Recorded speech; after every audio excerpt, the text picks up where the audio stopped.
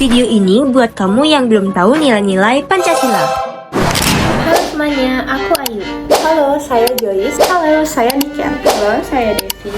Nah, aku mau tanya deh sama kalian. Kalian sebagai warga negara Indonesia udah pada tahu nggak sih kenapa Pancasila bisa jadi dasar negara kita? Dan apa aja sih nilai-nilai yang membentuk sila-sila Pancasila dari zaman ke zaman? Nah, kalau belum tahu, kalian wajib sih nonton video ini sampai habis. Pancasila ini dirumuskan oleh BPUPKI dalam sidang pertamanya pada tanggal 29 Mei 1945 sampai dengan 1 Juni 1945. Tapi, kalian tahu nggak sih, ternyata dari zaman purba sudah terbentuk loh nilai-nilai yang menjadi dasar sila-sila Pancasila kita.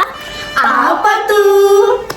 Nih, kita akan membahas 3 zaman. Zaman purba atau praaksara memiliki kaitan dengan Pancasila dalam beberapa hal, yaitu yang pertama ada nilai ketuhanan. Nilai ketuhanan pada masa praaksara terlihat dari sarana upacara keagamaannya. Contohnya seperti nekara dan gong perunggu. Yang kedua ada nilai budaya agraris dan maritim. Manusia purba telah mengembangkan kemampuan mereka dalam bercocok tanam dan juga melakukan pelayaran. Dan yang terakhir ada nilai religius. Nilai religius pada masa praaksara didominasi oleh kepercayaan animisme, dinamisme, dan juga totemisme. Zaman Madya juga berkaitan loh dengan Pancasila. Ada beberapa hubungan penting antara zaman Madya dan juga Pancasila. Yang pertama, nilai agama. Zaman Madya ditandai oleh perkembangan agama-agama besar yang termasuk agama Islam dan Hindu-Buddha. Yang kedua, persatuan dan kesatuan. Pada zaman Madya, berbagai kerajaan dan daerah sering kali bersatu untuk melawan penjajah.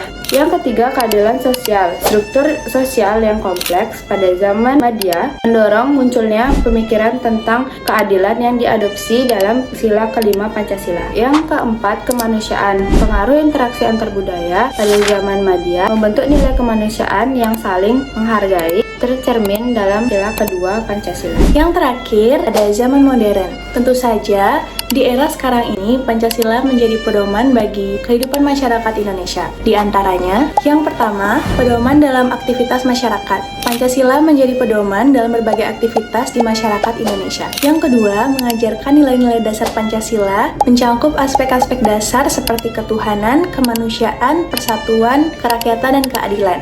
Yang ketiga, menjaga persatuan dalam keberagaman. Pancasila menekankan pentingnya menjaga persatuan dalam keberagaman dan menghormati hak asasi manusia. Lalu yang terakhir, fleksibel dan dapat mengikuti perkembangan zaman. Jadi, setiap zaman Pancasila tetap dipertahankan sebagai dasar negara dan sebagai ideologi terbuka. Dapat menyesuaikan diri dengan perkembangan zaman, ilmu pengetahuan, teknologi, dan aspirasi masyarakat. Selain itu, nilai-nilai Pancasila tetap diterapkan secara turun-temurun dari zaman ke zaman.